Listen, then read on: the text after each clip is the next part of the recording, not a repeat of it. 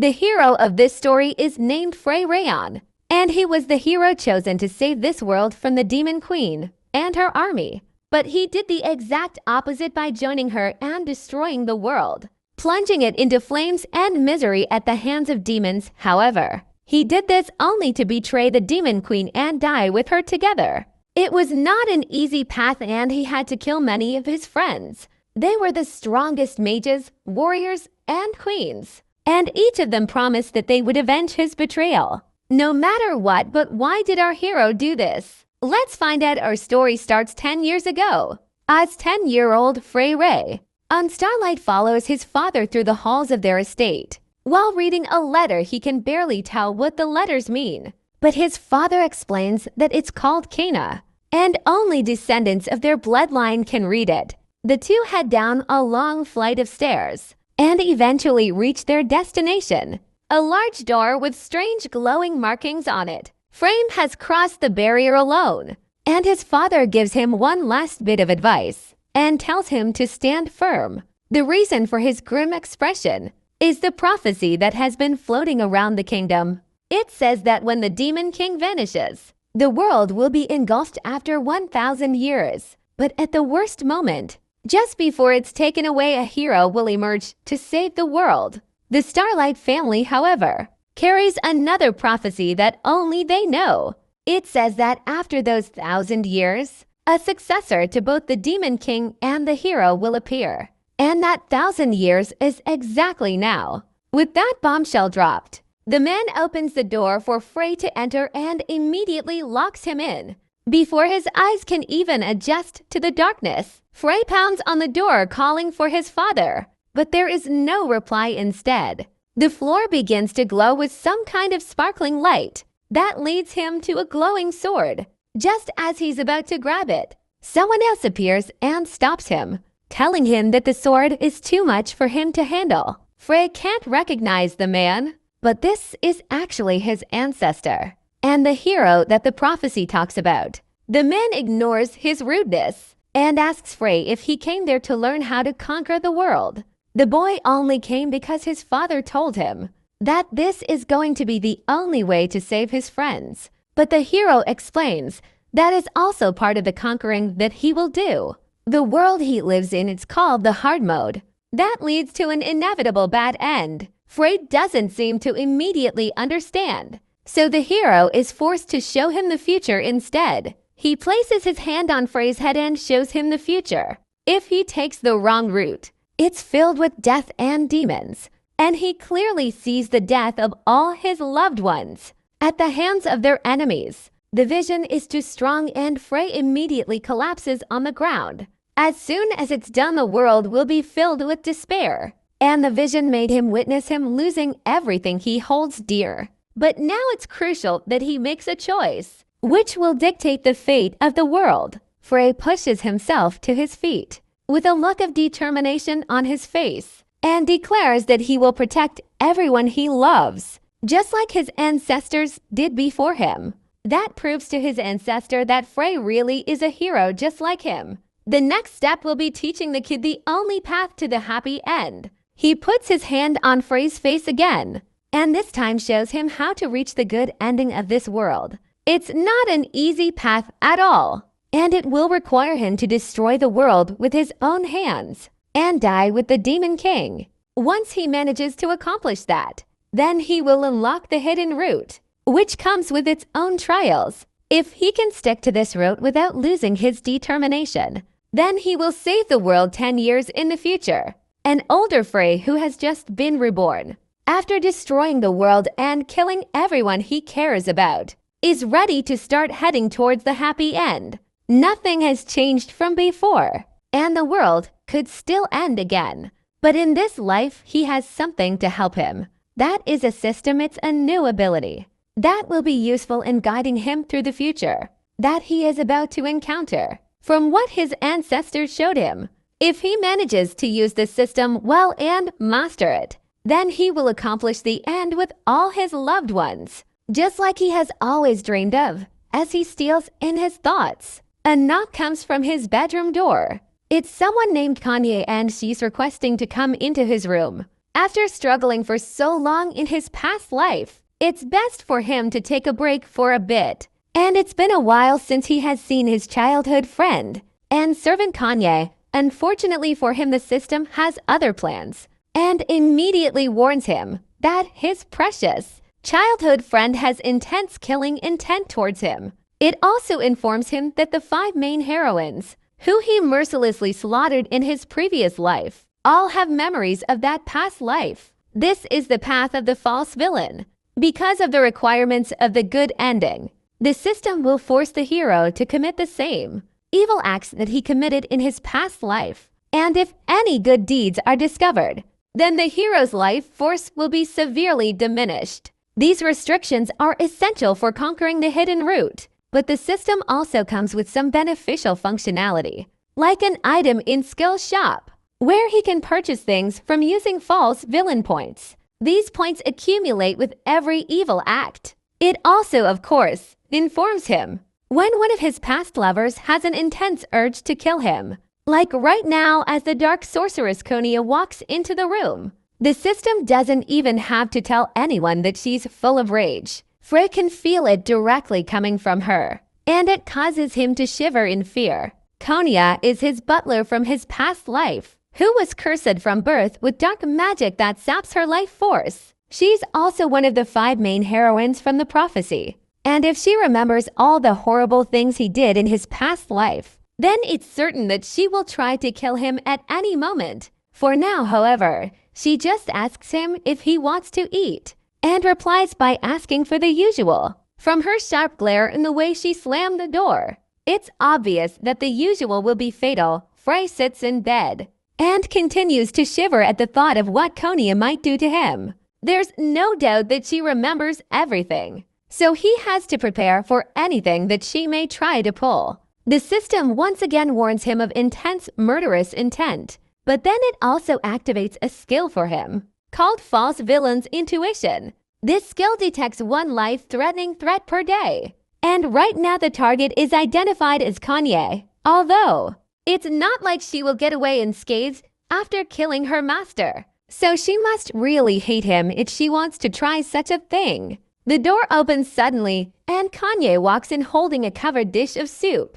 It's obvious to Frey that she must have cursed the food with dark magic in hopes of killing him. As she puts the food in front of him and turns to make her leave, Frey decides to make his move as well. He calls her back and yells at her to go and make a sandwich for him instead. Then he throws the plate of food at her so hard that it smashes against a nearby wall. That evil act gained him 1 false villain point, and Kanye rushes out of the room to fulfill his request. A few minutes later, she returns with the sandwich he requested, but it's still filled with a dark energy. He sends her back to remake it again, and this time she tries to argue, but she can't say anything in front of her master. And so with that, Kanye continues to remake the same dish over and over, in hopes of poisoning him. But he keeps sending her back to remake it. Each time he does so, he gains 1 false villain point from the evil act,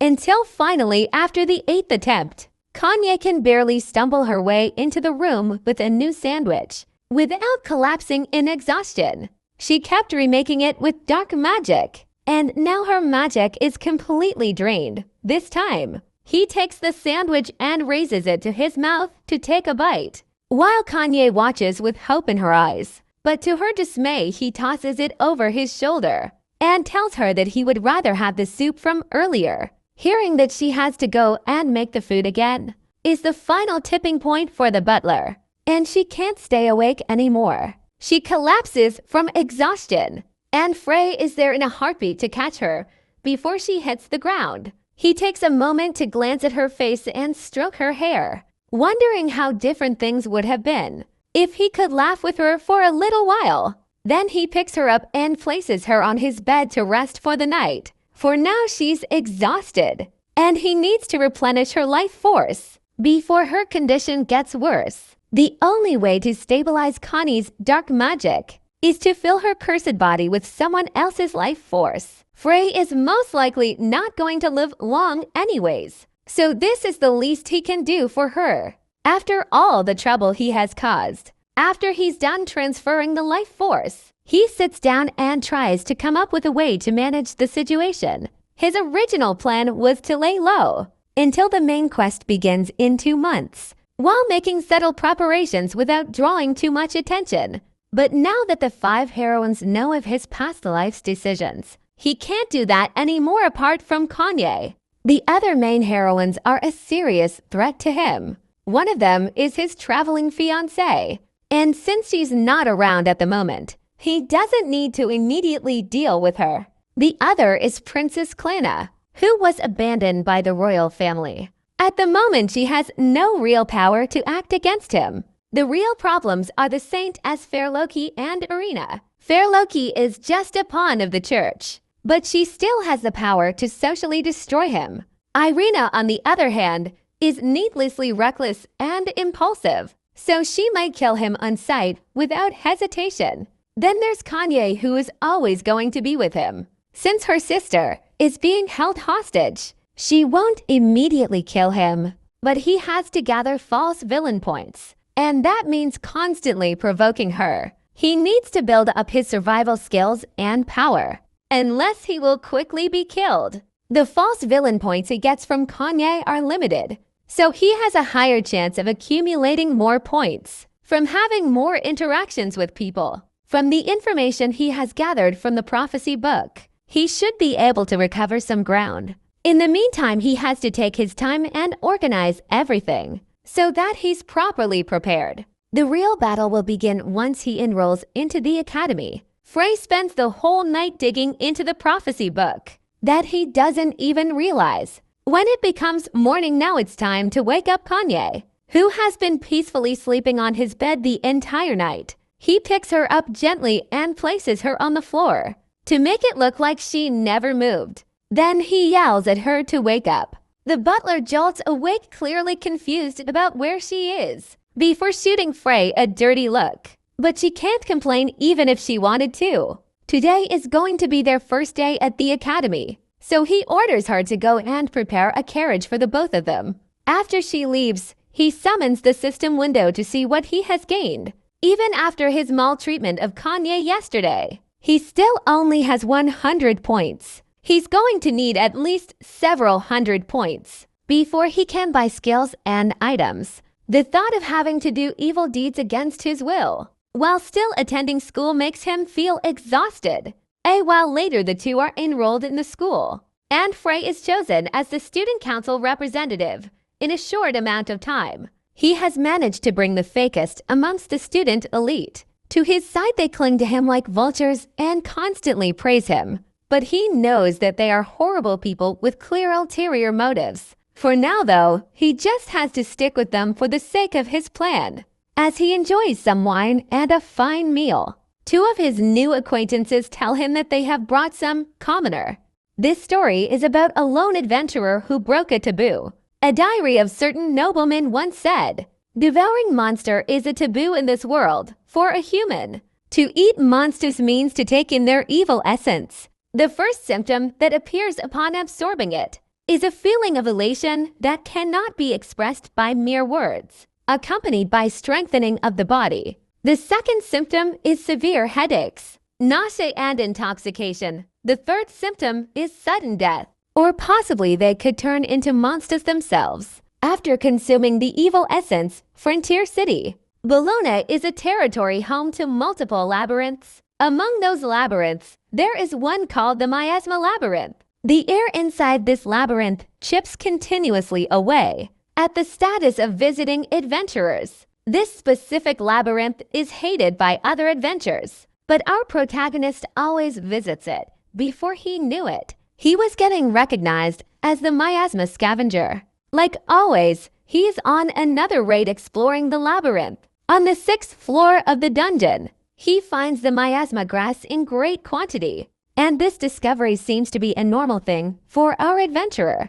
The miasma grass has the effect to purify miasma and is an irreplaceable source of income. For him, though, he decides to take just what he needs. After gathering enough miasma grass, he decides to leave, but on his way out, he comes across a herd of miasma rats. Many of the monsters in Miasma Labyrinth use miasma, or poison, contributing to the reasons why adventurers don't like raiding Miasma Labyrinth. However, that won't work against our protagonist. It takes him no effort to obliterate miasma rats. But when he is about to be overwhelmed by the sheer amount of rats, he is saved by a bunch of adventurers who appear to be a bit arrogant. Although he was helped by the arrogant adventurers, he didn't like how they used a surprise attack, which could have turned into a tragedy if he hadn't dodged it at the right time.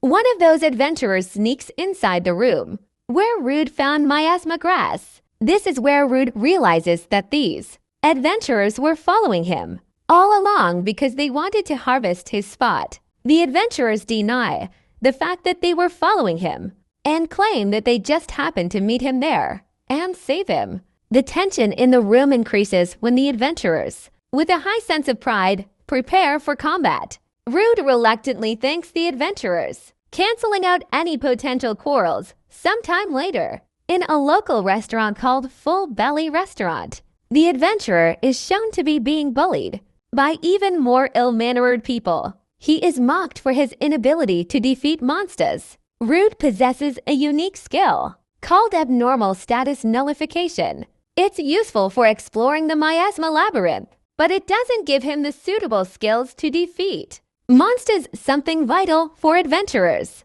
As someone who didn't have any combat skills, remember anything from the past week, they're annoyed because he's been treating them like servants this whole time, and now his reputation is ruined because of his awful behavior. They even considered taking him to an exorcist if he hadn't threatened them with an axe. Speaking of the axe, Ian curiously grabs it in his hands, completely confused about how it even ended up there. His friends quickly get hit with PTSD from the past week and just tell him to put the axe away. Meanwhile, all these brutal truth bombs start to weigh heavily on our boy. The fact that he was possessed by an evil spirit doesn't sit well with him. What makes it worse is that he doesn't recall being near any dangerous places or objects, so how could he have been possessed? Out of the blue, he starts to entertain the idea that it might be connected to that nightmare he had last night. His friends are relieved that whatever possessed him is finally gone, and thankfully it's gone before Ian could cause any more trouble than he already has. Hearing this, Ian curiously asks if he did something terrible. They agree that he did do some pretty terrible stuff. In fact, it was so crazy that he might not even be ready to hear it. He beat the second year's top student. Yes, you heard that right. Ian defeated the second year's top student, the very student hailed as the youngest aura expert, the same student who's been referred to as the monster swordswoman. Among the second years, her name is Syria Yordina. Ian is literally struggling to believe he beat that monster of a woman. As if that wasn't enough, Celine reveals that the defeat he handed her was so bad and humiliating that she had to be hospitalized for an entire week. Ian starts questioning what kind of evil spirit possessed his body to make that happen. Well, they're not sure either. But Celine reminds him that that's all in the past now, and they need to focus on the present. She asks him what he plans to do about his swordsmanship class today, because today he's supposed to face that very monster woman once again. The scene then transitions to the recent past, where Syria can be seen struggling against Ian. He's staring her down with those deadly glares, slapping her hard across the face and sending her tumbling backwards. He follows up with another brutal attack. Bro is beating the hell out of her, disregarding any offensive misogyny. The students around them are in utter awe. As far as they can remember, Syria was virtually undefeated until this moment. Even the fourth-year students had a hard time defeating her. But Ian is handling her like it's nothing possessed. Ian stands right in front of her, towering like the Sigma he has become. He finds it pathetic that, despite intentionally leaving openings for her, she falls for them and attacks without thinking. What's worse, she didn't even seem suspicious of the trap he had lured her into in the present. Ian is dreading the fight ahead. Out of everyone, why does he have to fight Syria? It would have been fine if he were up against someone he could actually defeat. But now, he's about to face the Academy's unbeatable student. Syria or Dina Celine suggests Ian call it quits, while he still has the chance. Meanwhile, other students start egging Syria on, telling her to give her best. They recall how badly she lost before, but she's still determined to fight and won't let it go. The professor always covers for her because she's strong, which is why she's under so much peer pressure. She wants her name as the strongest swordswoman. To keep flourishing, the teacher decides to commence the match. But before doing so, he reminds everyone that this match serves as a substitute for their class, and it will affect their grades. Well, that's not a good sign for our boy. While he had no problem getting defeated, the thought that this could affect his grade